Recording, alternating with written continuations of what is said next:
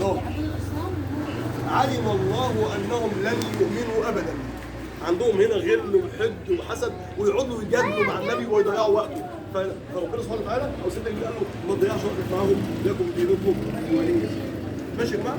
يبقى لما نحفظ الصوره بهذا المستوى واقول ان النبي صلى الله عليه وسلم دخل لقى قريش بيعبدوا الاصنام، فقال لهم لا، ان اللي انتوا بتعملوه ده بتعبدوا حاجه لا تنفع ولا تضر، اعبدوا الله في السماء. فلما اجي اسمعها ابقى بسمعها بفهم ووعي، مش ايه بغبغان بقلد او بقرر اللي الشيخ بيقوله خلاص. ها تفرق ولا ما تفرقش؟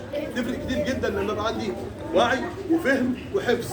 لكن حفظ بدون فهم وكاني بقى وهنسى، لكن كده عمري ما هنسى ابدا. ده الشيخ قال الحته واللطيفه بتاعت ايه؟ النبي دخل على الكفار ولقوا بيعبدوا الاصنام فقال لهم ده تعالوا شويه وشويه لكم دينكم ولي دين. انتهت.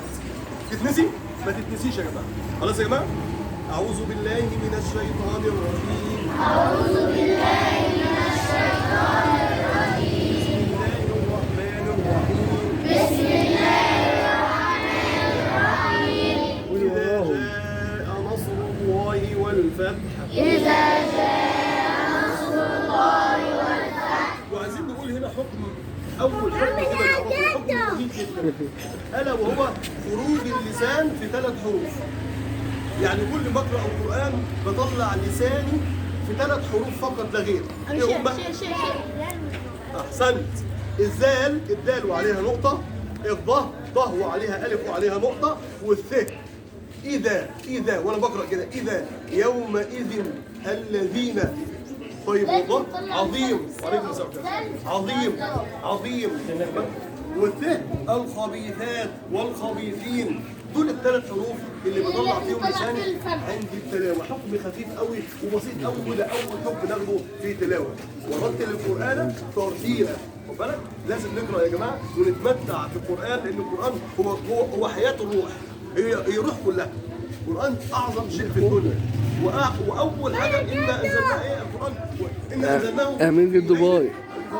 يعني القران نزل في شهر ايه؟ في شهر رمضان المعظم، ودي حاجه جميله ولطفه جميله. وعليكم السلام ورحمه الله. كويس. اذا جاء نصر الله والفتح ورأيت الناس يدخلون في دين الله افواجا فسبح بحمد ربك واستغفر إنه كان توابا. سبح بحمد ربك واستغفر فسبح بحمد ربك واستغفر إنه كان توابا. إنه كان توابا. الصورة دي يا جماعة حد يقدر يقول لي نزلت في وقت ايه؟ او ايه المناسبة فيها او كده؟ يوم فتح مكة. يوم فتح مكة. ايه تاني نزلت؟ لما نزلت عرفوا ايه؟ ان النبي صلى الله عليه وسلم هيموت، هيودع. سموها سورة الوداع صلى الله عليه وسلم. تسمى ايضا سورة التوديع. اخرج احمد وابن جرير عن ابن عباس خلي اذا بالك جاء منه. نصر الله والفتح خلي بالك منه. نعيت الى نفسي، اي جاءك يا محمد نصر الله على اعدائك وهم قريش، وفتح الله عليك مكة. والنصر هو التأييد الذي يكون به فخر الأعداء والاستعلاء، والفتح هو فتح مساكن الأعداء ودخول منازلهم أو فتح قلوبهم لقبول الحق. بعد ما طردوا سيدنا محمد صلى الله عليه وسلم من مكة، وسيدنا محمد خرج قال والله إنك لأحب الإيه؟ البلاد إلى قلبي، ولولا أن أهلك أخرجوني ما خرجت. بيحب مكة قوي، ويقعد يا ولد اقعد هنا السبع. كان بيحب مكة قوي وهو اتولد في مكة. وطبعا لما ابتدت الرسالة تنتشر وابتدى يدعو إلى الله، ابتدوا قالوا ايه ده هيفرق ما بين الابن وأبيه، وهيفرق ما بين الزوجة وزوجها، اخرجوه من هذا. فخرجوا سيدنا محمد من مكة وهو زعلان جدا، يكاد ان هو يبكي، لولا اني احب البلاد الى قلبي، ولولا انك اهلك اخرجوني ما خرجت. ولكن خرج، راح المدينة المنورة، كون جيش وكون وعمل مسجد كبير، وبعد كده جه رجع تاني ايه؟ دخل مكة وقال ايه؟ اقعد يا سيدي الله يكرمك. اقعد. فين الكتاب بتاعك؟ احنا ما بنقراش في مكة. اقعد ساكت، هي مش بالكتاب، انت ممكن تبقى قاعد بدون كتاب وفاهم وعمال تحفظ. في ناس حفظت القرآن وكبيرة في السن وجاهلة ما اتعلمتش من المذياع، بيفتح بس الراديو كده ويستمع كل يوم وحفظ. لا حد علمه ولا حد عمل. في ناس حفظت من ورا الشيخ قاعد يصلي كده بسم الله الرحمن عشان ينصت وحافظ وسامع، مش هو عمال يقرا ودماغه في المطبخ او التاني في دماغه عمال الواد راح فين وهنجيب مين ونضرب فين. انت بتقول تكبيره الاحرام الله اكبر، واقف قدام الحق، قدام ربنا، قدام الخالق، ان انا لازم اقف كده ماليش دعوه باللي جنبي ولا اللي ورايا ولا امي قالت لي ايه، ده هم كلهم 10 دقايق اصليهم السلام عليكم السلام عليكم، بعد كده انطلق اعمل اللي انت عايز تعمله. ماشي يا جماعه؟ طيب اعوذ بالله من الشيطان الرجيم. أعوذ بالله من الشيطان الرجيم. بسم الله الرحمن الرحيم. بسم الله الرحمن الرحيم. تبت يدا ابي لهب وتب. تبت يدا ما اغنى عنه ماله وما كسب. سيصلى نارا ذات لهب. وامرأته حمالة الحطب. في جيدها حبل من مسد.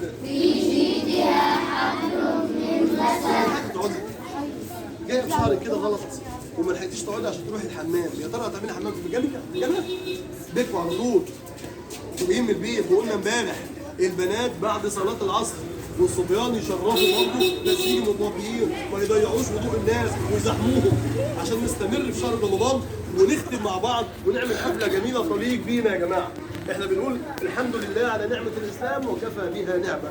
الحمد لله ان ربنا أتى علينا رمضان ونحن أحياء. غيرنا قبل رمضان مات امبارح يعني حضر يوم، وغيرنا ما حضرش يوم ومات، وغيرنا بالليل ومات. ايه ده؟ يعني ربنا بيفضلنا على كل الناس دي كلها، انه قال له خد شهر رمضان وانت حي، هتعمل فيه ايه؟ قد يكون اخر رمضان لينا، قد يكون ان انا ما اقعدش معاكم القعده دي تاني، او هنكمله ولا لا؟ صح ولا مش صح؟ فاحنا نحمد الله سبحانه وتعالى على النعمه الجميله اللي هو اداها لنا، الا وهو شهر رمضان. شهر رمضان عايز مني ايه؟ وانا عايز من شهر رمضان ايه؟ هو ده السؤال اللي بتساله لنفسك. وشهر رمضان ده جه؟ جه النهارده بقى 2، عملت ايه؟ قرات لحد فين؟ ها؟ صمت ولا ما صمتش؟ طاعة الوالدين معاك ظروفها ايه؟ يا ترى اتغيرت في رمضان مع ابوك وامك ولا برضه مصمم تقول لهم لا فاضي بقى يا ماما؟ ايه؟ ده حتى القرآن قال لك ولا تكن لهما اف ولا تنهرهما وقل لهم قولا كريما. الا الاب والام يا جماعه، الا الاب والام. خاب وخسر خاب وخسر خاب وخسر. قال من يا رسول الله؟ قال من أدرك رمضان ولم يغفر له. في ناس عندها رمضان زي شعبان زي شوال مش فارقه معاها. لا ده حديث النبي صلى الله عليه وسلم، الجمعه الى الجمعه ورمضان الى رمضان كفاره لما بينهم. فاحنا مستنيين الشهر دوت. طب عملنا فيه ايه بقى؟ مستعدين؟ وفي ذلك فليتنافس المتنافسون. كل واحد فينا يعمل حاجه جميله، يجيب شويه بقى كده جبال من البيت ويوزعهم للناس. الله اكبر، تاخد ثواب قد ايه؟